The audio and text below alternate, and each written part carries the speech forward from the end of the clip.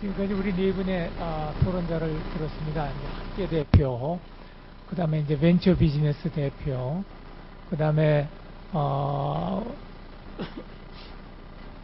언론계에 계시는 분, 뭐 이렇게 이제 네 분의 말씀을 들었는데, 이제는 스피커로다가 말씀하신 네 분의 반응 또는 뭐 추가 코멘트가 있으면은 듣기로 하겠습니다. 그래서 내 오른쪽에 계신 미스터 얼릭부터 시작해서 한 분 한 분씩 추가 코멘트 또는 반응을 듣기로 하겠습니다.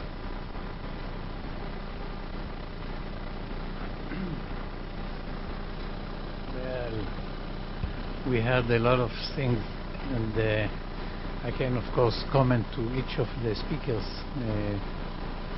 and say what I think to what they say, but if I try to find some common denominator for these speeches, I would say something that I realized even before I heard the people talk, and I would say in two areas. One is the problem of educating or having entrepreneurs, and the main obstacle is the fact that Koreans are not tolerating to failures. That's also, I believe, guide the parents with their education to go to a big company and work there. The same with the nice girls that they like people to work in a big companies because they are afraid from failure. So this is one point that should be, of course, handled. And there are some solutions, but changing in culture takes a long time anyway. The other one, which shows about some difficulties that I heard here, is the fact that as far as small companies are concerned, is the fact that Korea, small companies, let's say, is very isolated from the world. So small companies, when they start their activity, look for the local market. And that creates many problems, of course, and that we heard. We can deal with each one, but I think that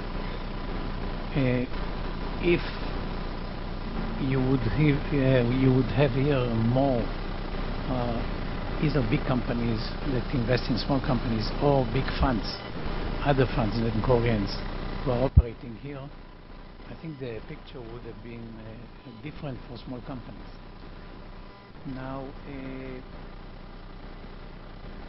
I can go through what I heard, and I understand from Professor Kim that venture capital has some structural problem, which is not typical only for Korea. It's typical for all venture funds. Venture funds, are created for 10 years normally, sometimes with extension, because of the fact that it takes a long time until you commercialize, especially small companies. But when you are sustainable or established venture funds, what you do is you raise more funds during your life. I mean, the management of the fund has a period for investment in one fund, which can take up to 5 years. But before these 5 years, there is another fund. And so you can find venture funds that in the same time are managing several funds, which enable them, of course, to keep their position in the market. They cannot disappear for a year or something like that and come back. And also, in certain cases, enable them to continue to support the company they started for a longer time. Also, it should be obvious that venture funds invest in many companies, not too many because they have to manage it as well. There are interrelations between the size of the fund, the management fees, and the number of companies, number of partners that you can have. So normally, if you want to succeed as a fund, venture funds, you need between 50 and 25 companies in the average size of a fund, which is 100 to 200 million US dollar.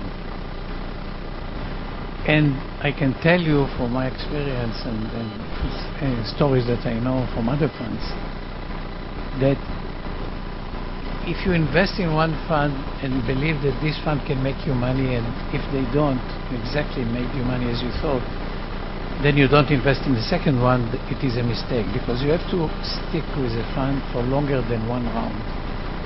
I know funds that did not make any money in the first one, in the first round, but made a lot of money in the second one.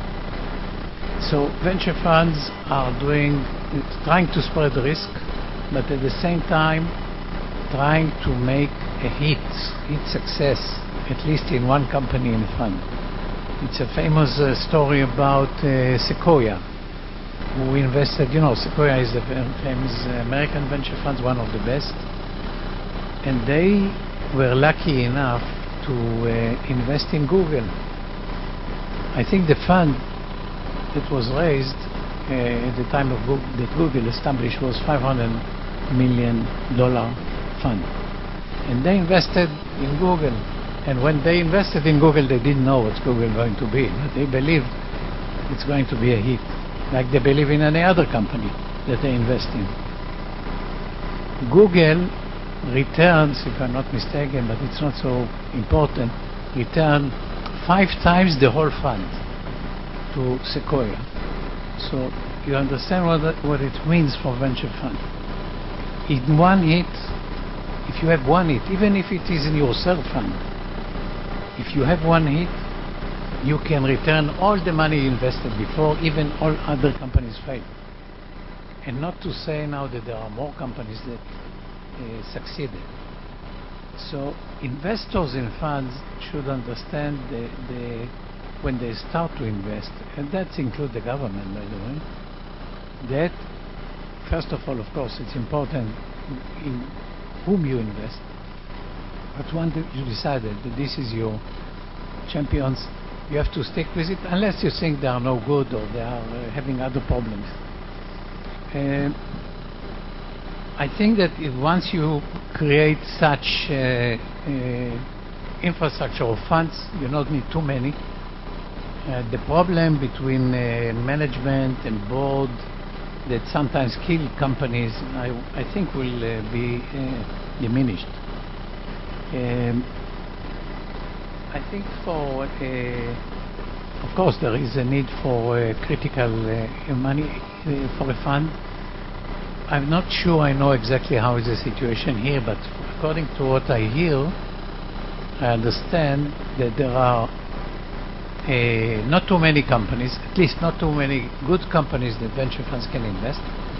On the other hand, there are many funds, or maybe too much money in venture capital in the market. And we know this phenomenon that's happened. When there is too many funds or too much money in the funds, you have many not good funds.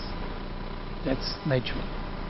And on the other hand, if you don't have good companies, enough good companies, the situation is even more worse, because not a good fund can invest in not a good company.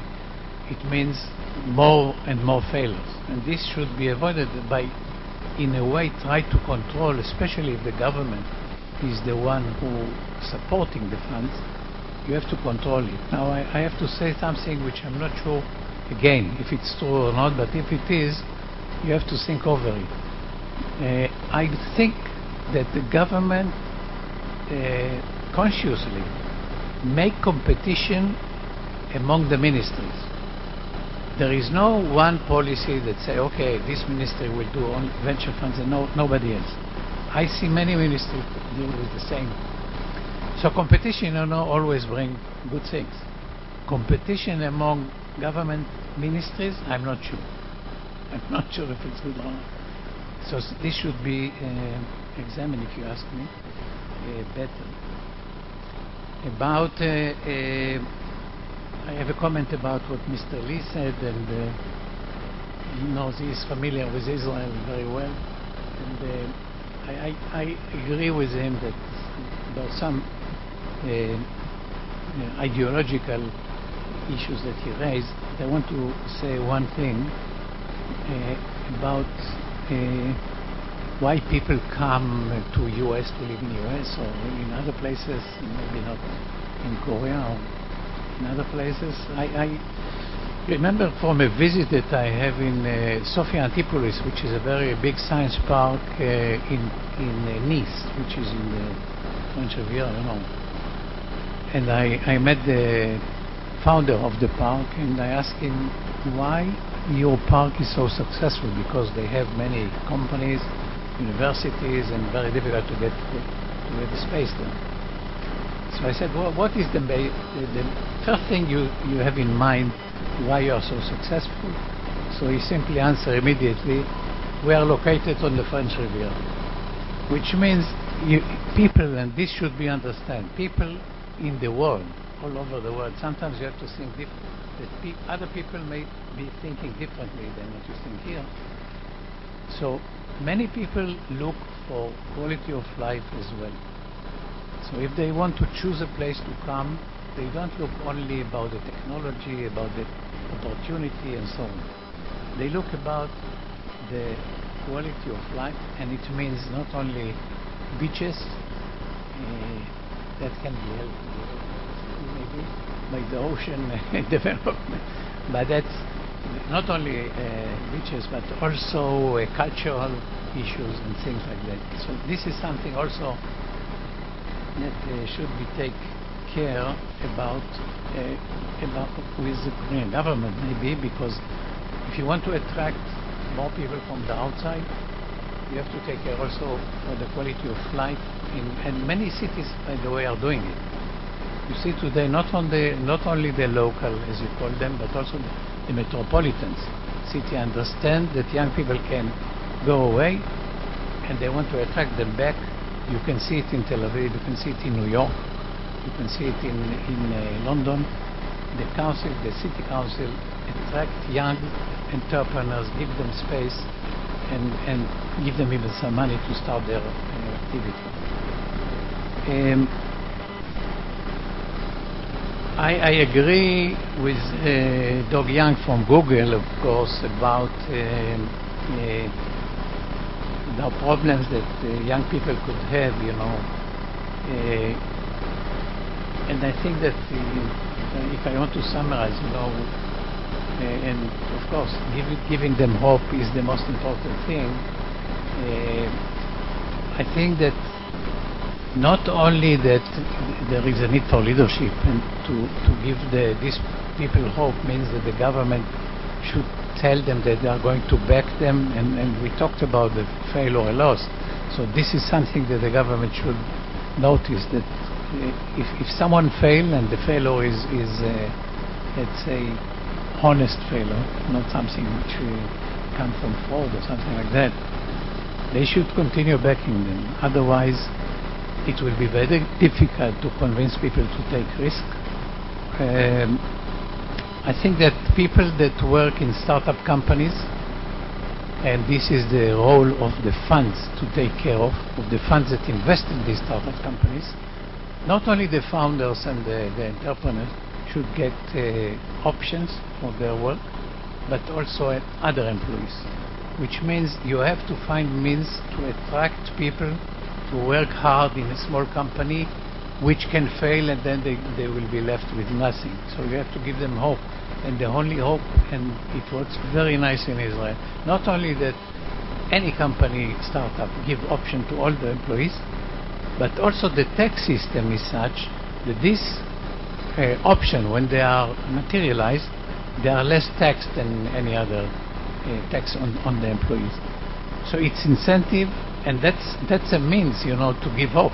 I mean, it's nice to say, to give speeches to young people and tell them that the future is bright, just go and work, but you have to follow it by some practical means, and that, I think, is not not so difficult. Not so difficult to do. Okay. The chairman wants me to finish, so it's Sorry. no, no, it's okay.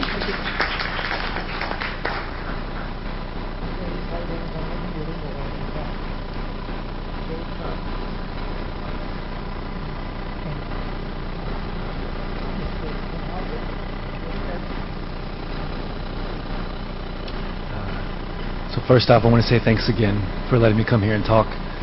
I also want to say thank you to all the people who mobbed me when we finished up. That's a good sign. I had 6 or 7 people come talk to me, and I couldn't go get a cup of coffee, and that was annoying. But that's a good sign.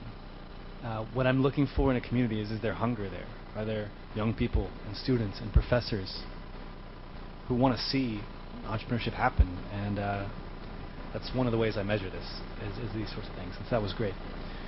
I'll keep these comments relatively brief, but a big overarching message that we think is incredibly important that touches on what these other gentlemen have said is that entrepreneurship isn't really magic. You don't need to be the smartest person in the room to be successful at it. As we all know, luck plays a big part of it. But that accessibility and that ability to just go do this and learn along the way is an incredibly important part of the process. And one of the big problems in the way that entrepreneurship is taught is that it says, just follow steps 1, 2, and 3, and as long as you do those things, you will get a successful outcome. And it doesn't work that way. There's more uncertainty in it. Part of being an entrepreneur is embracing and understanding that uncertainty. What it sounds like is that I'm not sure how well has been communicated in this particular culture the benefits of when you do figure it out and when it does work well. In the US, there's going and getting a corporate job does not mean you can get a wife. And in the US, if you start a company and you sell it and you make lots of money, you will not have problems finding a wife. That is very well understood. Yeah. So that was really interesting to hear that perspective. In the US, there's also this notion, and we see this mostly in the US, a little bit in South America, less in Europe. And I'm still getting a sense for how this attitude is understood in Asia. But there's a lot of people who actively are seeking not to have a job in a big corporation. And there's some, it doesn't reflect well on them as far as it's saying that, hey, they're not chasing their entrepreneurial dream, but that working for a big company, it does not convey the status that I think it does here. And I think that's actually something that's going to need to be well understood going forward, is that if the societal appreciation and status that's afforded by working for a very, very large company, what Doug was calling the business card problem, I think the way you do that is by continuing to express the virtues and possibilities and benefits of having a startup and working for a smaller company. So a few other things. As far as what the government should do here, I would urge the government to listen and figure out what the young people want and what they're doing. There's always, in every community we work with, there's a disconnect between what the young startup entrepreneurs are doing and what the government thinks they are doing. And the government will very often have a vision about how this is supposed to work. And they'll have a big plan. And the advice we give to that is exactly the same advice we give our younger entrepreneurs, is to say, think less about the big plan and more about what the market wants. And so what I would advise from a policy standpoint is, go figure out what else is happening in the startup community that you're not aware of. First off, it's not that hard to figure out, because entrepreneurs very often tend to be tech savvy and they're constantly talking about it on Twitter and Facebook. So sometimes you don't even have to step out of the office to figure these things out. But there are dedicated spaces around town, and that might be kind of uncomfortable if you work for the government and you show up to this place full of young people who smell bad and they drink too much coffee and they've been there all day. But you'll get a lot of learning about those particular pockets in the community and what they're doing. And honestly, we're just going to place our bets that that's where the next innovations are going to come from, in those sorts of areas. To speak briefly, we've talked a lot about venture capital an investment. And I hope I don't upset my friend Mr. Ehrlich here, but another route we haven't talked about is bootstrapping and about self-financing and customer financing your companies. And if you don't have a mature angel and VC ecosystem, there's a lot of benefit to just figuring out and dealing with the limited resources of bootstrapping a company. Those sort of constraints very often lead you to things that you wouldn't do. And another big problem we have in the US is that there's lots of companies that raise lots of venture capital money, and they consider that success. Raising a lot of money is not success. That is not building a business that's making a lot of people happy and making you lots of money. So, again, bootstrapping a company also, when you do that, the nature of investment is such that you have to get a big hit. When Google popped, Sequoia got 5x the return of the entire firm. That's great for them, but sometimes as an entrepreneur, that means you have to swing for the fences. You have to go bigger than maybe an organic path to growth. And so I just wanted to mention that to let you remind everyone that there's other paths to success.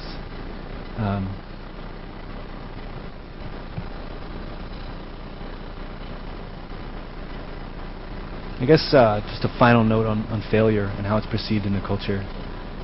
The best expression of of knowing when a company failed that I've ever heard was an entrepreneur, a guy who founded a company called Optimizely, which probably going to IPO in the next year or two. He said that failure is it's not based on external factors. Failure is when you actually give up. So as soon as you stop trying, then you can say, okay, I failed. But there's numerous examples of companies who went through many, many iterations. PayPal is a great example. PayPal had 5 or 6 different business models and markets they actually went through before they actually figured out that they were a great way to do payments for eBay, and then had major success. So again, it's a journey, not a destination, and you're only failing when you give up. Thank you all very much.